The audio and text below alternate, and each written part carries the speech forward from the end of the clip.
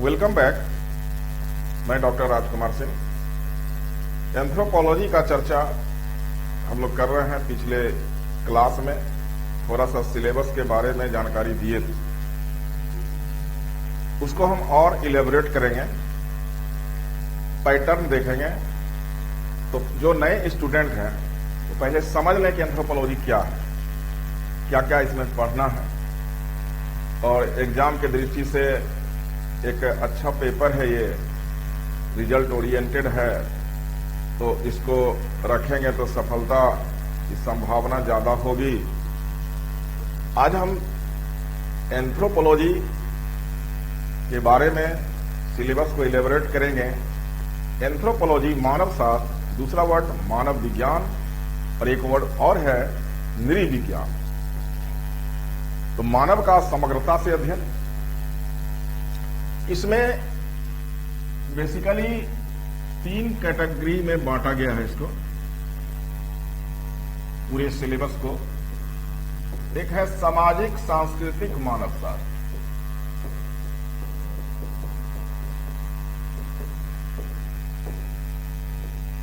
सामाजिक सांस्कृतिक मानव शास्त्र। दूसरा सेक्शन है शारीरिक मानव शास्त्र, शारीरिक मानव शास्त्र।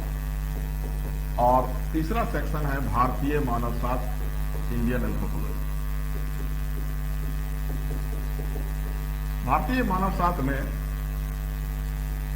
2 सेंस में स्टडी करेंगे। एक भारतीय सामाजिक पद्धति,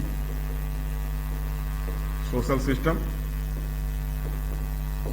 और दूसरा जनजातीय भारत, ट्राइबल इंडिया।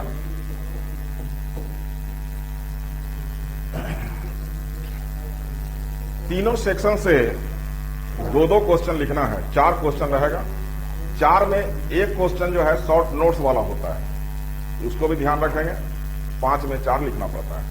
100 अंक का एक सेक्शन होता है, कुल 300 अंक है। आप बेहतर प्रदर्शन करेंगे 200 से ऊपर मार्क्स ला सकते हैं, 210, 215, 218। तो 200 के लगभग में तो ठीक ठाक चल जाता मार्क्स है।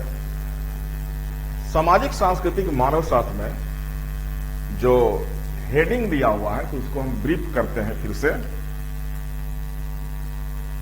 परिभाषा, कोई भी विषय पढ़ते हैं उसका परिभाषा अर्थ की जानकारी लेते हैं। मानव शास्त्र क्या है, मानव शास्त्र से क्या समझते हैं, मानव शास्त्र की एक आधुनिक परिभाषा दें। ये क्वेश्चन लगभग हर साल, 1-8 साल छोड़ के हर साल रिपीट होता है बीपीएससी में। तो ये पहले हम लोग क्लियर कर लेंगे परिभाषा को, क्या है मानव शास्त्र। उसके बाद क्षेत्र आता है। कोई भी विषय हम पढ़ेंगे तो उसका क्षेत्र यानी स्कोप, यानी किन किन बातों का अध्ययन करता है। ये प्राकृतिक विज्ञान से जुड़ा हुआ है, सामाजिक विज्ञान से जुड़ा हुआ है। तो यानी इसकी प्रकृति क्या है मानव शास्त्र की। यदि हम इसकी प्रकृति को जानना चाहते हैं तो हमको विज्ञान को डिवाइड करके जानना पड़ेगा। विज्ञान 2 तरह का,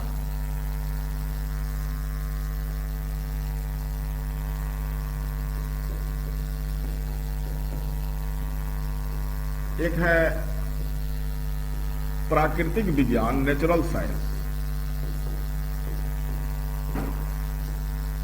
और दूसरा है सामाजिक विज्ञान, सोशल साइंस। नेचुरल साइंस में नेचर यानी प्रकृति का अध्ययन करते हैं और प्रकृति बना होता है पदार्थ का, मैटर का। जबकि सोशल साइंस में हम सोसाइटी का, समाज का अध्ययन करते हैं और इसको प्रकृति से कोई मतलब नहीं है। विज्ञान को 2 भाग कर दिए। अब पदार्थ जो है 2 तरह का ले सकते हैं, जीवित पदार्थ, अजीवित पदार्थ। जीवित पदार्थ का जब हम अध्ययन करेंगे तो बायोलॉजी हो जाएगा, लाइफ साइंस हो जाएगा। और अजीवित पदार्थ में कई विषय हैं, फिजिक्स, केमिस्ट्री, जियोलॉजी, भूगर्भ विज्ञान, ओशियनोग्राफी, एस्ट्रोनॉमी इत्यादि। ये सारा विज्ञान जो है पदार्थ का ही अध्ययन करता है। दूसरी ओर सामाजिक विज्ञान में समाज का अध्ययन है, सोसाइटी का अध्ययन है, जिसमें जो विषय आते हैं sociology, history, economics, pol science इत्यादि। तो एक तरफ ये प्राकृतिक विज्ञान से संबंधित है, दूसरी तरफ ये सामाजिक विज्ञान से संबंधित है। तो मानव शास्त्र क्या है, इसकी प्रकृति क्या है?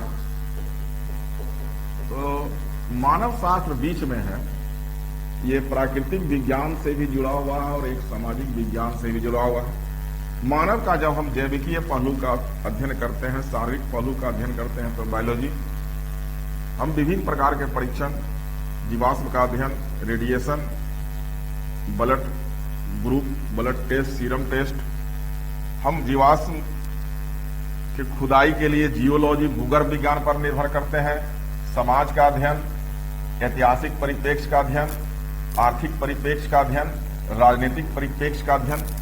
तो इसका एरिया ब्रॉड है, ये मानव जाति के कई परिप्रेक्ष्य का अध्ययन करता है। उसमें शारीरिक परिप्रेक्ष्य, सामाजिक सांस्कृतिक परिप्रेक्ष्य, इसमें कई मुद्दा आ जाएंगे। यानी मानव शास्त्र की प्रकृति दोनों दिखाई दे रहा है, प्राकृतिक विज्ञान से भी संबंधित है और सामाजिक विज्ञान से भी संबंधित है। कुछ विद्वान इसको प्राकृतिक ज्यादा बोला, कुछ सामाजिक ज्यादा बोला है, कुछ विद्वान जो है दोनों के बीच कड़ी मानते हैं। तो खैर जब हम इसको डील करेंगे तब देखेंगे। उसके बाद शाखा, कोई भी ऑप्शनल लेंगे तो उसका विषय क्षेत्र पढ़ेंगे, उसका शाखा यानी ब्रांचेज पढ़ेंगे। एंथ्रोपोलॉजी का जो ब्रांच है, तो शारीरिक मानव शास्त्र, सामाजिक सांस्कृतिक मानव शास्त्र, आर्थिक मानव शास्त्र, राजनीतिक मानव शास्त्र, भाषाई मानव शास्त्र, पुरातात्विक मानव शास्त्र। तो पुरातात्विक भाषाई से अल्टरनेट करके क्वेश्चन पूछ रहा है, क्वेश्चन बैंक भी आप देखें। तो ये सब टॉपिक्स जो है वो रेगुलर टॉपिक्स है, हिट टॉपिक्स है, जो क्वेश्चन आते रहते हैं। अब उसी में हम लोग जो शाखा है तो उसको डिटेल कर देंगे कि राजनीतिक मानव शास्त्र, आर्थिक मानव शास्त्र,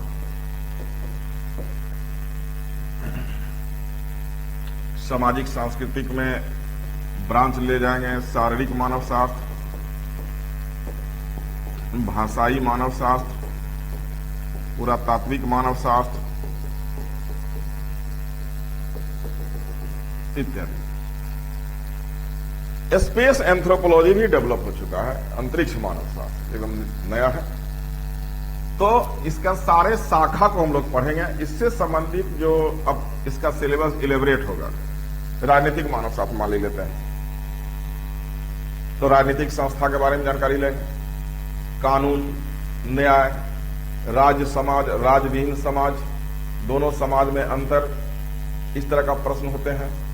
तो बहुत ज्यादा टफ नहीं है, इंटरेस्टिंग भी होता है, जनजातीय को देखना पड़ता है, क्योंकि एंथ्रोपोलॉजी में प्रिमिटिव सोसाइटी को हम ज्यादा डील करते हैं। तो कुछ जनजाति का उदाहरण लेके चलेंगे।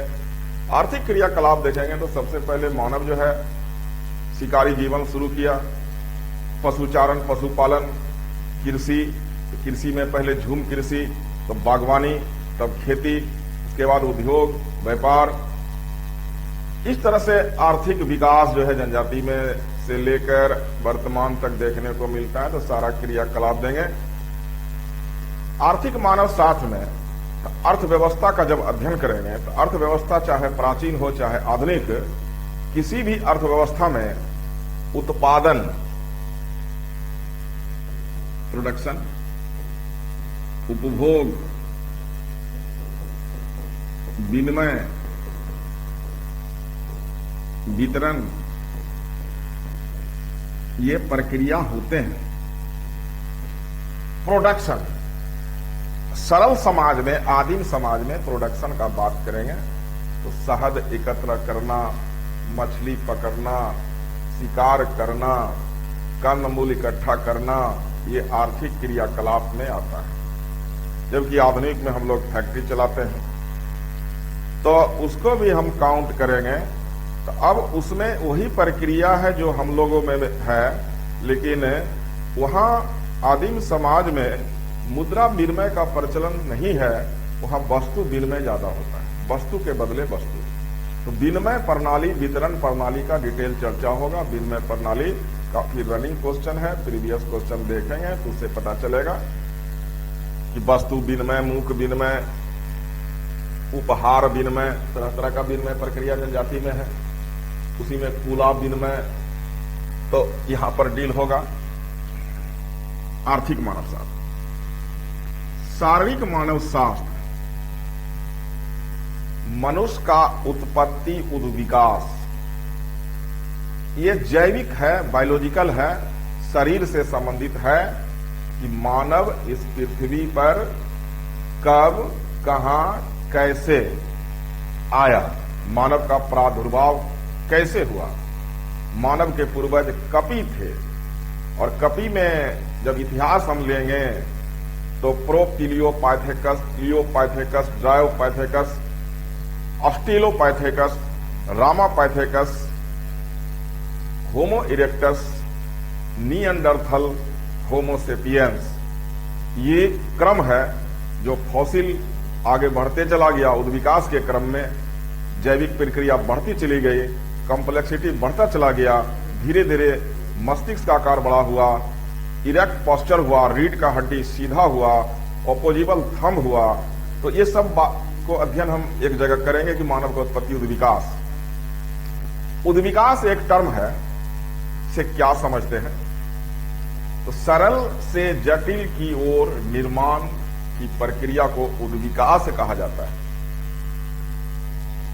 जैविकीय उद्विकास के क्षेत्र में सबसे पहला मत लेमार्क ने दिया था, लेमार्क के बाद डार्विन ने दिया, फिर मॉडर्न थ्योरी में संश्लेषणात्मक आ गई। शारीरिक मानव शास्त्र में जीवाश्मीय अध्ययन करेंगे, उसके बाद आनुवांशिकी का अध्ययन करेंगे और लास्ट में प्रजाति का अध्ययन करेंगे। भाषाई मानव शास्त्र, लिंग्विस्टिक, इस पृथ्वी पर विभिन्न प्रकार के भाषा बोली बोले जाते हैं, तो जनजातीय दृष्टि से, उसका ओरिजिन की दृष्टि से उसका वर्गीकरण करके हम लोग इस मानव शास्त्र के द्वारा उसका अध्ययन करते हैं। पुरातात्विक मानव शास्त्र एक अलग ब्रांच हो गया। तो इस प्रकार से हम देखते हैं कि सोशियो कल्चरल एंथ्रोपोलॉजी जो है उसमें कई टॉपिक्स हैं जो स्टेप बाय स्टेप पढ़ने की जरूरत है। सामाजिक, सांस्कृतिक और शारीरिक मानव शास्त्र। अब शारीरिक का तो हम यहां पर ब्रीफ कर दिए। भारतीय मानव शास्त्र,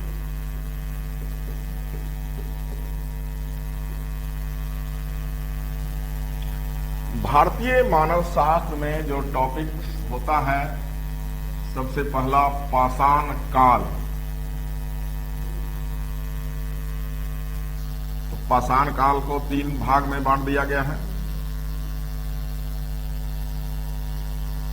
पूरा पाषाण, मध्य पाषाण, नव पाषाण, तीनों का काल विभाजन करते हुए जो उससे संबंधित साइट्स हैं उस साइट्स को ज्यादा फोकस करेंगे और जो टूल्स एंड टेक्निक था, सोशियो कल्चरल जो इवेंट था आदि मानव का, उस पर फोकस करेंगे। तो वो हिस्ट्री से मिलता जुलता है, तो उसको हम मानव शास्त्रीय दृष्टिकोण से अध्ययन करेंगे। उसके बाद हमारा टॉपिक हड़प्पा सभ्यता है। तो हड़प्पा सभ्यता के ओरिजिन, उसकी विशेषता, उसका डाउनफॉल का कारण जानकारी लेना है। तब जाके वैदिक काल का कुछ टर्मिनोलॉजी आता है। वैदिक काल में आश्रम, पुरुषार्थ, वर्ण, जाति, ये सब टर्मिनोलॉजी को देखना है। तो आश्रम व्यवस्था जो 4 भाग में बटा हुआ है उसको हम लोग देखेंगे। पुरुषार्थ क्या है, वर्ण, तो जाति से पहले वर्ण व्यवस्था था, तो वर्ण जो है कर्म के आधार पर था। ऋग्वेद में ऐसा वर्णन है जो आगे चलकर अनुवांशिक हो गया और जाति व्यवस्था में बदला। और जाति व्यवस्था में जब ऊंच नीच का भावना हुआ उसी को जातिवाद कहा जाता है। अब जातिवाद का बखूबी इस्तेमाल जो है राजनीति में है कि जाति का राजनीतिकरण, उधर जीएस से भी क्वेश्चन टकराता है। तो इस तरह से हम उसको डील करेंगे, सोशल रूप में देखेंगे। इसके बाद टॉपिक्स है संस्कृतिकरण, पश्चिमीकरण।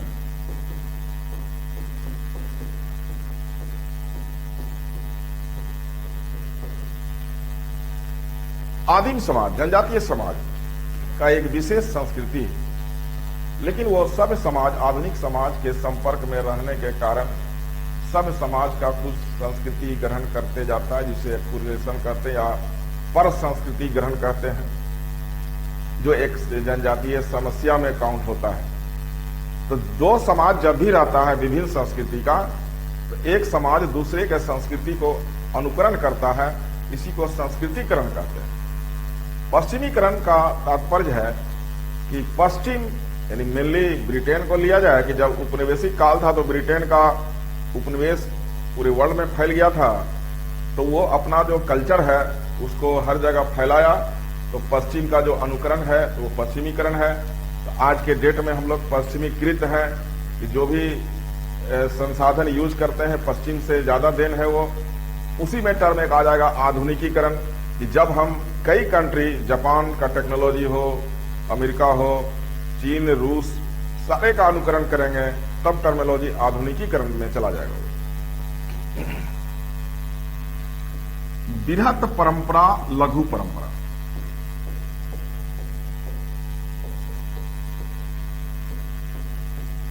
ये टॉपिक्स है। एक ऐसी परंपरा है जो ग्रामीण की, अशिक्षित की, कृषक वर्ग की, जनजातीय की परंपरा होती है। दूसरी ओर एक ऊंचे वर्ग की, शिक्षित वर्ग का, धनी वर्ग का, महानगर में एक परंपरा होता है। तो ऊंचे लोगों की परंपरा जो है उसको बृहत परंपरा कहेंगे। जो ग्रामीण, निरक्षर, आदिम समाज की परंपरा है उसको लघु परंपरा कहेंगे। अब चाहे पूजा पद्धति हो, दोनों जगह होगा, लेकिन दोनों का मोड में चेंजिंग हो जाएगा कि मान लीजिए बड़ा शहर है, वहां पर दशहरा मनाया जा रहा है, एक सुदूर गांव में दशहरा मनाया जा रहा है, या दीपावली या ईद, कोई भी पर्व त्योहार को हम देखेंगे तो दोनों के ट्रेड में हमको अंतर दिखाई देगा, ड्रेस कोड में अंतर दिखाई देगा, खाना पीना में अंतर दिखाई देगा, लैंग्वेज में अंतर दिखाई देगा, आर्थिक संपन्नता में अंतर दिखाई देगा, आधुनिकता में अंतर दिखाई देगा। तो यही बृहत और लघु का चक्कर है। हर लघु वाला व्यक्ति बृहत में जाना चाहता है। तो सोसाइटी का एक कैटेगरी है बृहत परंपरा, ऊंचे वर्गों की परंपरा, धनाढ़ वर्गों की परंपरा। टॉपिक्स है जाति, जनजाति, निरंतरता।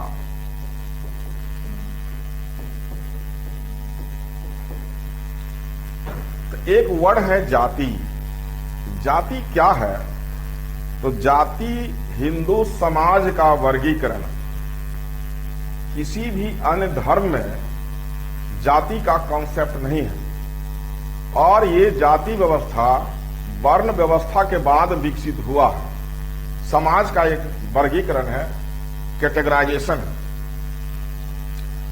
लेकिन जब उसमें उच्च नीच का भेदभाव हुआ तब जातिवाद वर्ड आ जाएगा, वो अलग चीज। जाति हिंदू समाज का वर्गीकरण है जिसमें कई कैटेगरी है जाति के। जन्मजात होते हैं, काम निश्चित होता है।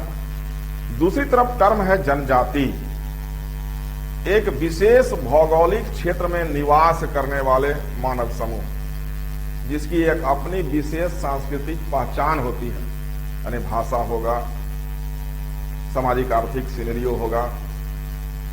तो जनजाति जो आदि निवासी है इस पृथ्वी पर, और इधर जाति जो हिंदू धर्म का कंसेप्ट पूरे भारत में फैले हुए हैं, विश्व स्तर में भी फैले हुए हैं।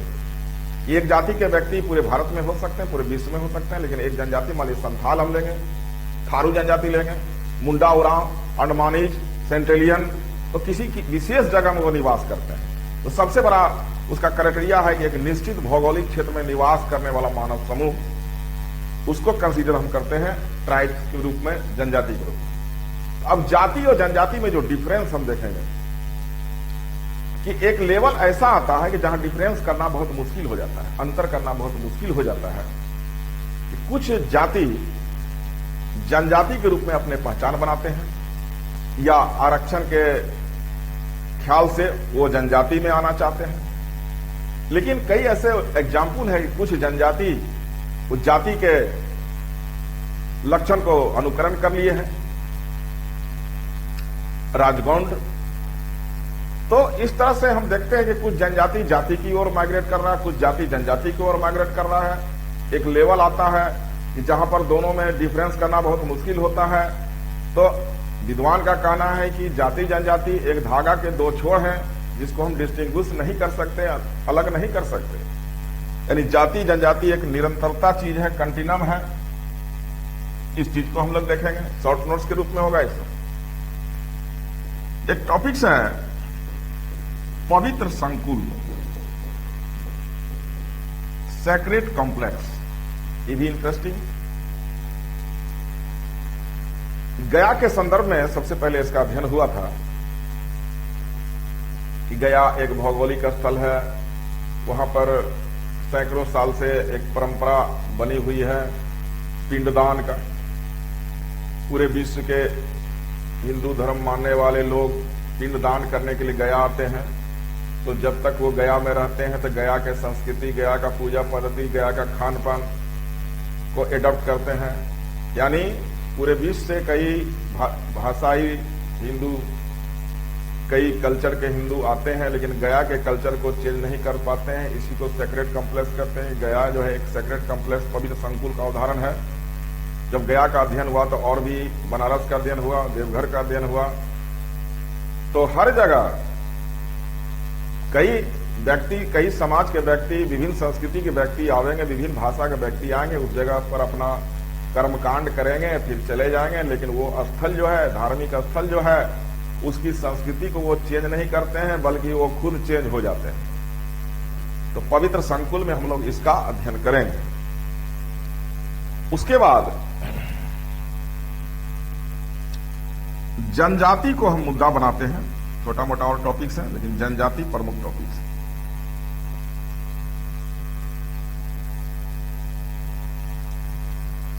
जनजाति की समस्या एक अच्छा प्रश्न है। तो समस्या को कैटेगराइज करके उसको धीरे धीरे डिटेल करना है, उसके समाधान के उपाय के बारे में बताना है, सरकार के द्वारा बनाए गए कार्यक्रम की चर्चा करनी है। बिहार का एग्जाम दे रहे हैं हम लोग, इसलिए बिहार सरकार के द्वारा जनजाति के संदर्भ में क्या क्या कार्यक्रम चलाए जा रहे हैं, एक क्वेश्चन होगा। उसके बाद जनजातीय प्रशासन एक मुद्दा है। क्योंकि जनजाति जहां रहते हैं तो उनका संस्कृति एक सब समाज से कुछ अलग होता है, अलग अलग जनजाति, अलग अलग संस्कृति। तो एक समान जो है लॉ एंड ऑर्डर जो है हर जगह लागू नहीं हो सकता है। तो स्वतंत्रता के पहले ही अंग्रेज के द्वारा ऐसा प्रावधान दिया गया था कि जिस क्षेत्र में जनजाति हो तो वहां पर कुछ विशेष जो है सुविधा दी जाती है। तो हमारे संविधान में भी इसका व्यवस्था किया गया है, जो 5वीं और 6ठी अनुसूची के तहत किया गया है, जिसमें जनजातीय क्षेत्र को विशेष सुविधा प्रदान किया गया था। हम लोग इसमें पॉलिटी का टॉपिक्स 5वीं 6ठी अनुसूची पढ़ेंगे, सीधा साधा। फिर एक टॉपिक होगा कि जनजातियों के लिए दिए गए संवैधानिक प्रावधान, कि भारत में जनजाति के लिए संविधान में कौन कौन सा प्रावधान, कौन कौन सा आर्टिकल जो है संबंधित, उस सारे आर्टिकल को नंबर देके उसका स्टेटमेंट लिख देना है। एक अच्छा प्रश्न होगा और नंबर इसमें अच्छा आता है, क्योंकि आर्टिकल हमको लिखना है। ये पॉलिटी सेक्शन चला गया। जनजातीय विद्रोह के बारे में जानकारी देना है, जो आप जीएस में पढ़ते हैं। जनजातीय आंदोलन का मतलब। उसके बाद कुछ जनजाति का हम लोग थॉरो स्टडी कर लेंगे। इसमें संथाल, मुंडा,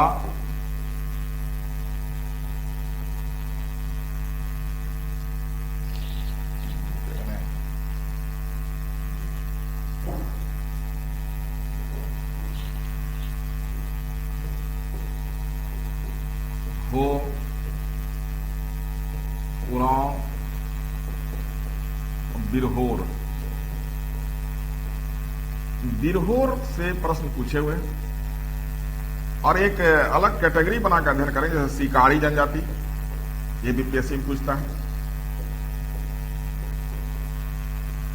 इसके बाद और भी टॉपिक्स है, भारत का एकता, अखंडता, अस्पृश्यता। तो जब हम लोग सिलेबस चलेंगे तो चलते रहेंगे, अब क्वेश्चन पर हम ध्यान देते हैं। ये भारतीय मानव शास्त्र और पाषाण काल से हम शुरू किए थे, तो अल्टरनेट ईयर करके क्वेश्चन होगा, या तो हड़प्पा से एक बार रहता है, एक बार पाषाण काल से रहता है, तो वो हो जाएगा। जितना भी शॉर्ट नोट्स है सब अल्टरनेट करके तो उसको हम तैयार कर लेंगे। 4-5 जनजाति का हम जो है थॉरो स्टडी करेंगे, उसका संस्कृति का, सामाजिक संगठन, उसका आर्थिक राजनीतिक क्रियाकलाप, उसका जो है परिवार, नातेदारी, विवाह संबंधित जो रीति रिवाज है उसके बारे में जानकारी ले लेंगे। तो कुल मिलाकर एंथ्रोपोलॉजी का अध्ययन जो हम करेंगे, तो प्रीवियस क्वेश्चन देखते हुए अब उसका स्टडी मटेरियल आपको प्रोवाइड किया जाएगा।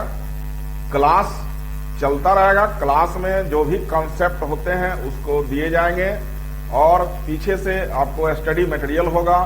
आपका काम है कि आप प्रीवियस क्वेश्चन को लें, 6-7 साल पहले तक, ज्यादा नहीं, और उसको लिखेंगे, बनाएंगे। तो वो टेस्ट सीरीज में भी आप आ सकते हैं और उसमें हम चेक करेंगे और आपका जो स्किल पावर है उसको डेवलप कर देंगे। एंथ्रोपोलॉजी एक अच्छा विषय वस्तु है, इसमें ज्यादा बुक्स की आवश्यकता नहीं है, 2-3 राइटर का बुक्स ले लेंगे तो काम चल जाता है।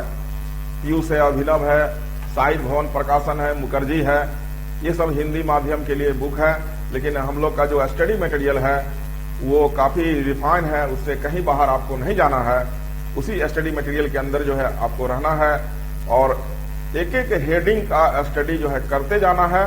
अब जैसे मानव शास्त्र का परिभाषा क्षेत्र हम पढ़ लिए, तो उससे संबंधित क्या करेंगे कि प्रीवियस क्वेश्चन देखेंगे कि इस पर कौन कौन सा क्वेश्चन पूछा है। अब वो क्वेश्चन देखकर फिर लिखने का प्रयास करेंगे। डाउट होगा, डाउट क्लास भी चलेगा, तो आपको हर तरह से सहयोग दिया जाएगा। आप केवल रेडी रहें इस ऑप्शनल के लिए। जैसे भी आपका इंप्रूवमेंट है, हम लोग तैयार हैं आपके इंप्रूवमेंट करने के लिए। तो आप जो है मेहनत से लगे रहें, इस चैनल पर बने रहें। अगले क्लास में कुछ टॉपिक्स लेकर हम फिर आएंगे। जय हिंद।